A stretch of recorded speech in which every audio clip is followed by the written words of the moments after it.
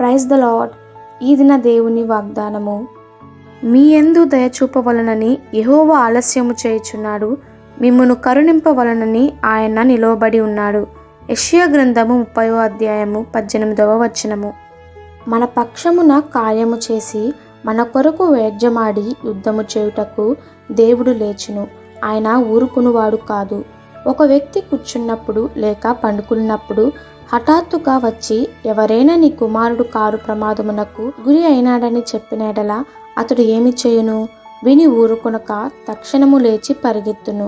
తన బిడ్డ ఎడల ఉన్న ప్రేమను బట్టి లేచుచున్నాడు. బాధపడు వారికి చేయబడిన బలాత్కారమును బట్టియు దరిద్రుల నిట్టూర్పును బట్టియు నేను ఇప్పుడే లేచెదను.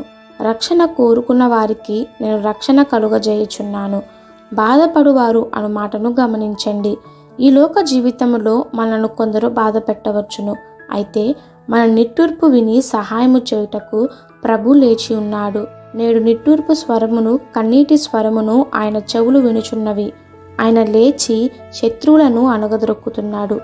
మన కన్నీటిని చూచిన ప్రభువు ఊరుకొనడు. నిశ్చయముగా ఆయన మన పక్షముగా లేచును. దావీదు మనవిని చూడుడి.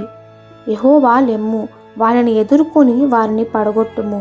దుష్టుని చేతిలో నుండి నీ ఖడ్గము చేత నన్ను రక్షింపుము అని మనవి చేసెను. మనము సుఖదుఖముల యందు ప్రభు వైపు చూడాలి. అప్పుడు మనకు సహాయము చేయు నిమిత్తము ఆయన మన పక్షముగా లేచును. మన శత్రువులు చెదిరిపోవుదురు, మిమ్మును ద్వేషించువారు చెదిరిపోవుదురు. ఆలస్యము వెనుక ఉన్న దయను ప్రభువు మన ఎడల ఉంచుటకు ఇష్టపడి ఉన్నాడు. కావున ప్రభు మనకు ఆలస్యం చేయువాడు కాదు, మన పక్షమున ఉండి మనకు సహాయము చేయువాడు, మనపై దయ ఉంచి కనికరము చూపువాడు. ఈ దిన దేవుని వాగ్దానము మనందరి జీవితంలో నెరవేరులాగున ప్రభు కృప మనందరికీ తోడై ఉండునుగాక.